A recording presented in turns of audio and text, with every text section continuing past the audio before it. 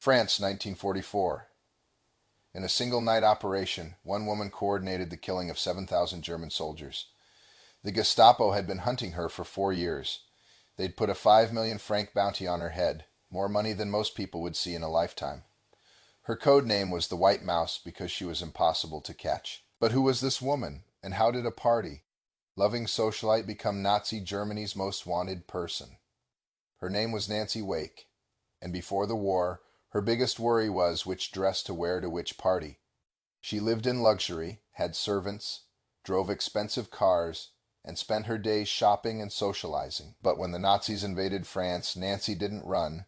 She didn't hide. Instead, she picked up a gun and declared war on the entire German army. By 1943, the Gestapo considered her more dangerous than entire resistance cells, and they were right. This story begins in 1939, in the beautiful city of Marseille, southern France. Nancy Wake was living the perfect life. She was 27 years old, married to Henri Fiocca, a wealthy French businessman who absolutely adored her. Their apartment overlooked the Mediterranean. Nancy spent her days shopping, her afternoons at cafes, her evenings at elegant dinner parties. She was what you'd call a socialite. Beautiful, charming, the kind of woman who could walk into any room and immediately become the center of attention. Nancy loved fashion, loved parties, loved the good life. She had no interest in politics, no interest in world affairs. Why would she? Life was perfect. But on the 1st of September, 1939, everything changed. Germany invaded Poland. 2 days later, Britain and France declared war on Germany. Nancy watched the news with mild interest. War seemed like something happening far away, something that wouldn't affect her comfortable life in the south of France. She was completely wrong. In May 1940, German forces smashed through the French defenses with terrifying speed. The French army, supposedly one of the strongest in Europe, collapsed in just 6 weeks. By June, Nazi soldiers were marching down the Champs, Fais in Paris. Nancy watched in shock as her adopted country surrendered. France was split into 2 zones, the northern zone under direct German occupation, and the southern zone controlled by the collaborationist Vichy government. Marseille, where Nancy lived, was in the so-called free zone, but freedom was relative. The Vichy government was just a puppet of Nazi Germany. At first, Nancy tried to continue her normal life. Maybe the war would end quickly. Maybe things would go back to normal. But as weeks turned to months, she began to see what Nazi occupation really meant. She saw Jewish families being rounded up and shipped away to unknown destinations. She saw French men forced to work in German factories. She saw resistance fighters being executed in public squares. And something inside Nancy Wake began to change. The breaking point came in late 1940. Nancy was walking through Marseille when she witnessed German soldiers beating an elderly Jewish man. The man had done nothing wrong. He'd simply been in the wrong place at the wrong time. Nancy watched as they kicked him to the ground, as blood poured from his face, as other French people walked by pretending not to see. That night, Nancy made a decision that would change everything. She contacted the French resistance. It started small. Nancy used her social connections to help people escape Nazi persecution. Her apartment became a safe house for Allied airmen who'd been shot down over France. She helped Jews flee to safety in neutral Spain. She carried messages between resistance cells. But Nancy wasn't content to play a supporting role. She wanted to fight. By 1941, Nancy had joined an escape network that helped Allied soldiers and refugees cross the Pyrenees Mountains into Spain. The work was incredibly dangerous. If caught, the penalty was torture and execution. But Nancy discovered she had a talent for deception. Her socialite background was actually perfect cover. Nazi officers saw a beautiful, well-dressed woman at parties and assumed she was harmless. They had no idea that the charming woman making small talk was memorizing their positions, their routines, their weaknesses. Nancy became an expert at what the resistance called social engineering. She would flirt with German officers to extract information. She would attend Vichy government functions to overhear military plans. She used her femininity as a weapon, and it was incredibly effective. But as Nancy's activities became more sophisticated, she began to attract attention from the wrong people. The Gestapo had noticed that too many Allied airmen were escaping from the Marseille area. They began investigating. and slowly they began to close in on the woman they would come to call the White Mouse. By early 1943, Nancy Wake had become a serious problem for the German occupation forces. Her escape network had successfully smuggled over 1,000 Allied soldiers and Jewish refugees to safety. That is more than entire resistance groups were achieving. The Gestapo was furious. The thing that made Nancy so dangerous wasn't just her effectiveness, it was her invisibility. Traditional resistance fighters operated in cells with clear hierarchies and communication networks that could be infiltrated. Nancy operated differently. She used her social connections, her charm, her ability to blend into high society. She was hiding in plain sight, but the Gestapo wasn't giving up. They assigned their best investigators to the case.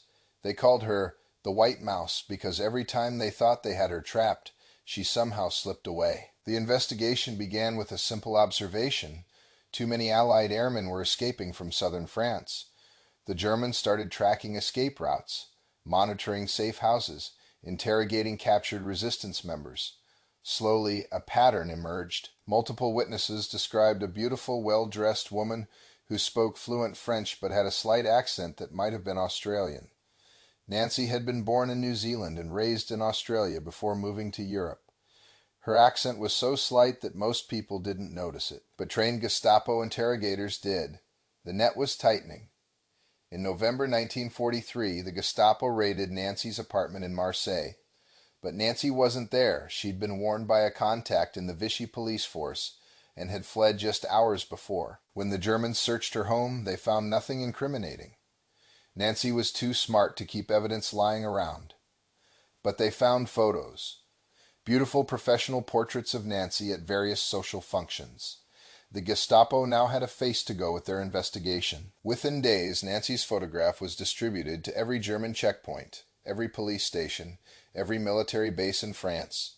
The woman who had been hiding in plain sight was now the most recognizable face in the country.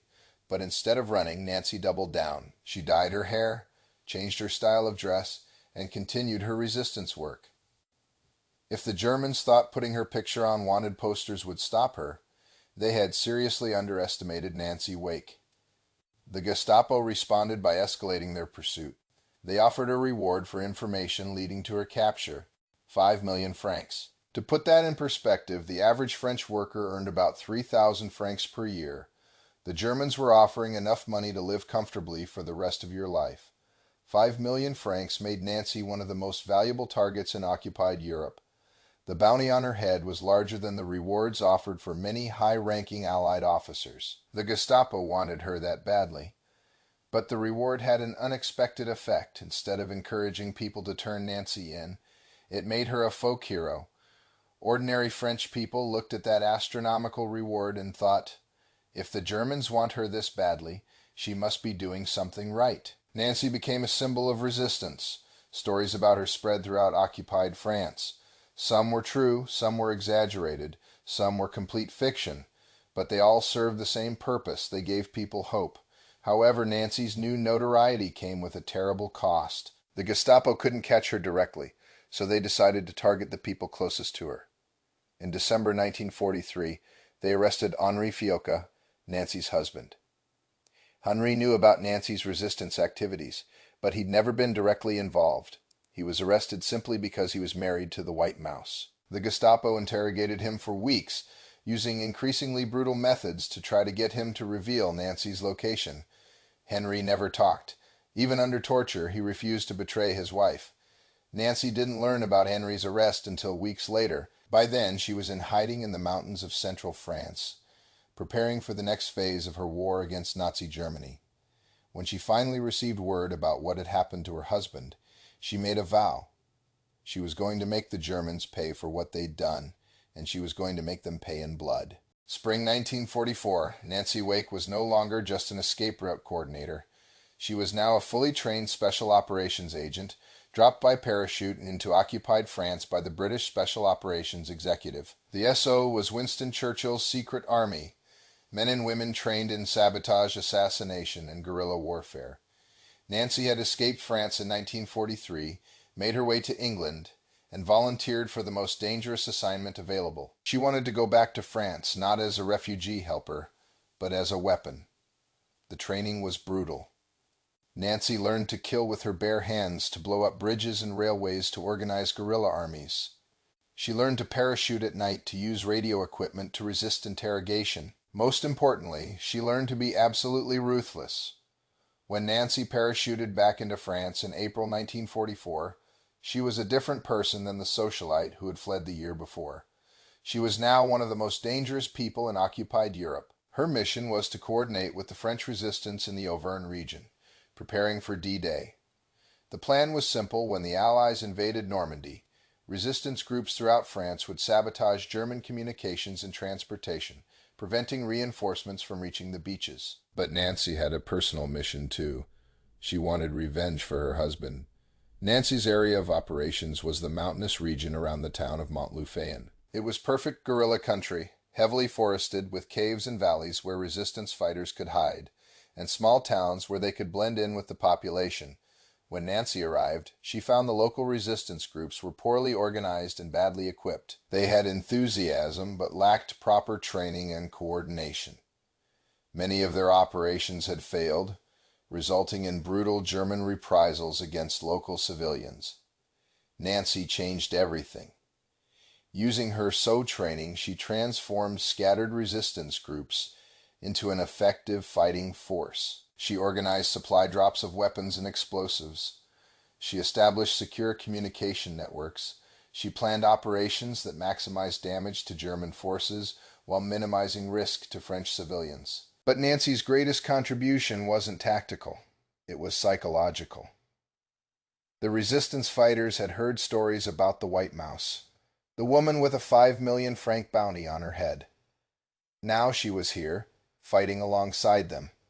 If she wasn't afraid of the Germans, why should they be? Nancy led by example. She personally participated in the most dangerous operations. She never asked anyone to take risks she wouldn't take herself, and she was absolutely fearless in combat. The stories from this period are almost unbelievable. One night in May 1944, Nancy's team was tasked with destroying a railway bridge that carried German supplies to the front lines. The bridge was heavily guarded, with machine gun nests on both sides and regular patrols. Previous resistance attempts had failed catastrophically, with entire teams wiped out.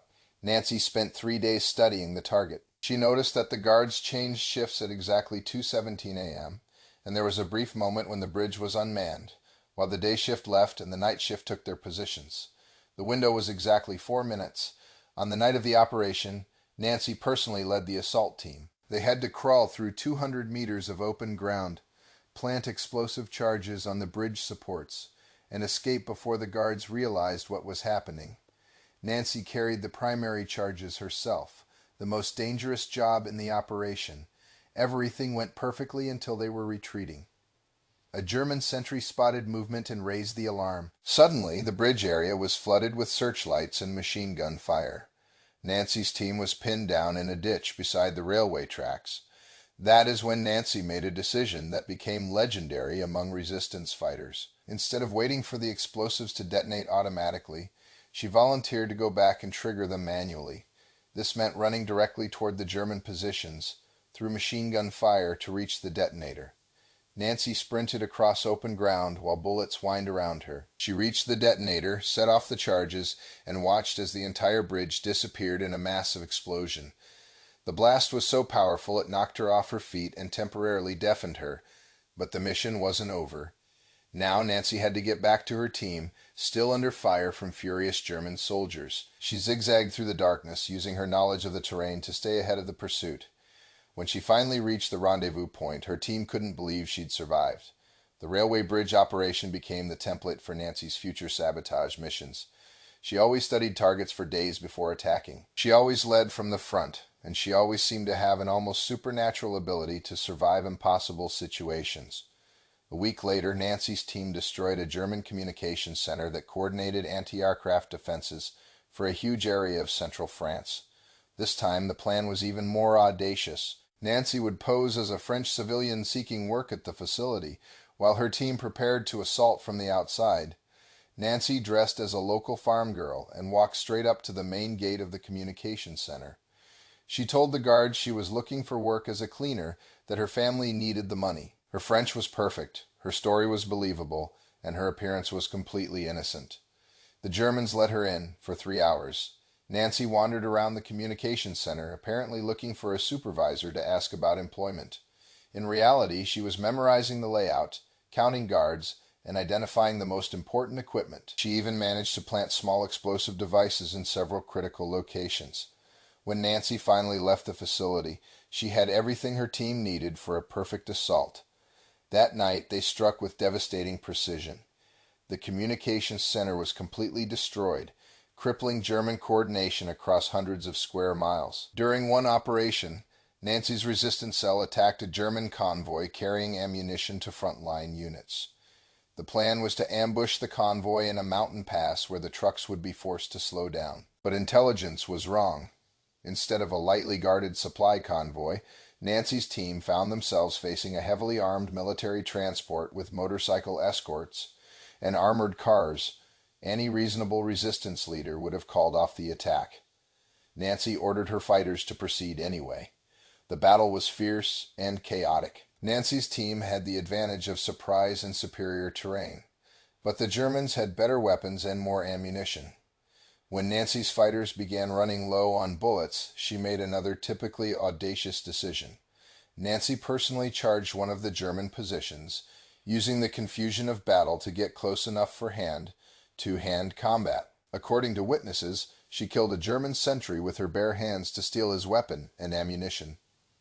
When one of her own fighters later questioned whether a woman could handle such violence, Nancy's response was simple: "The bastards killed my husband." But perhaps the most remarkable thing about Nancy's sabotage operations was how she managed to keep civilian casualties to an absolute minimum. Many resistance groups caused significant collateral damage in their attacks, leading to brutal German reprisals against local populations. Nancy was obsessed with avoiding this. She would spend weeks studying potential targets, not just for military value, but for the safety of nearby civilians. She developed techniques for attacking German positions, while ensuring that French bystanders were nowhere near the blast zones. She even created evacuation plans for entire villages when she planned major operations nearby. This attention to civilian safety made Nancy incredibly popular with local populations. Instead of seeing the resistance as a dangerous nuisance that brought German retaliation, people saw Nancy's group as protectors who fought the enemy without endangering innocent lives. But the operation that would make Nancy famous happened in June 1944, just after D-Day. German forces were desperately trying to move reinforcements north to Normandy, where Allied forces had established a beachhead. Nancy's mission was to prevent this at all costs. She planned an operation that was audacious even by resistance standards. Her target was a German ammunition depot near Mont-le-Fillon that supplied a huge area of central France.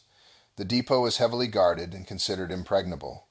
Nancy spent weeks planning the attack. She gathered intelligence on guard routines, identified weak points in the perimeter, and coordinated with multiple resistance cells to ensure they could field enough fighters. The operation took place on the night of the 20th of June 1944. Nancy led over 200 resistance fighters in a coordinated assault on the depot. The attack was perfectly executed. They overwhelmed the guards, set explosive charges throughout the facility, and escaped before German reinforcements could arrive. The explosion could be seen for miles. The ammunition depot, along with thousands of tons of supplies destined for German forces fighting the Allies, was completely destroyed. But the real impact wasn't the supplies that were destroyed. It was what happened next. The German commander in the region, furious at this humiliating defeat, ordered massive reprisals. He deployed over 7,000 troops to hunt down Nancy's resistance group and eliminate them once and for all. What he didn't realize was that Nancy was expecting this reaction.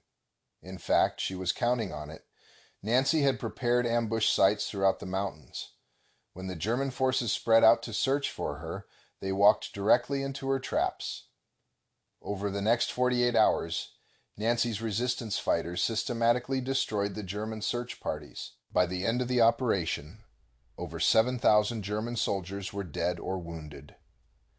An entire division had been eliminated by a resistance group that numbered less than 300 fighters.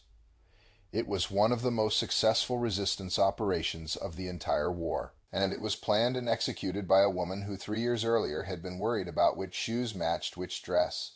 Nancy Wake had become the deadliest woman in France. The success of Nancy's operations in central France made her a legend throughout the resistance movement. Stories of the White Mouse spread across occupied Europe. She had become a symbol of what was possible when you refused to accept defeat, but Nancy paid a personal price for her success that she wouldn't learn about until after the war ended. In February 1944, while Nancy was training in England, the Gestapo finally lost patience with their interrogation of Henri Fiocca. Nancy's husband had been in custody for over a year, enduring torture and abuse, but had never revealed anything about his wife's activities.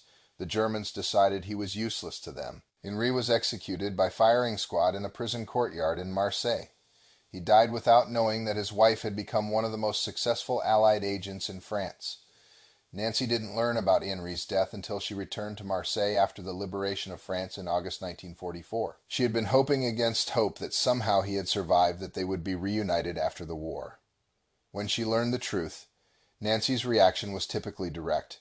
"I am glad I was able to kill a lot of Germans." But privately, Henri's death devastated her. She blamed herself for leaving him behind, for not finding a way to save him. The guilt would haunt her for the rest of her life. After the liberation, Nancy was celebrated as a hero. The French government awarded her the Elfe-Gaillon d'Honneur, their highest decoration. The British made her a member of the Order of the British Empire. The Americans gave her the Medal of Freedom. But Nancy struggled with peacetime. The woman who had been fearless in combat found civilian life almost unbearably boring. She had spent years living on adrenaline, making life and death decisions, fighting for something that mattered. Now what? Nancy tried to rebuild her life in France, but too much had changed. The country she had fought for wasn't the same country she had fallen in love with before the war, and without Henri, Marseille felt empty. She moved to Australia in the 1960s, then back to England in later life. She never remarried. When asked why, she would say that Henri had been the love of her life, and you only get one of those. Nancy lived to be 98 years old, dying in London in 2011.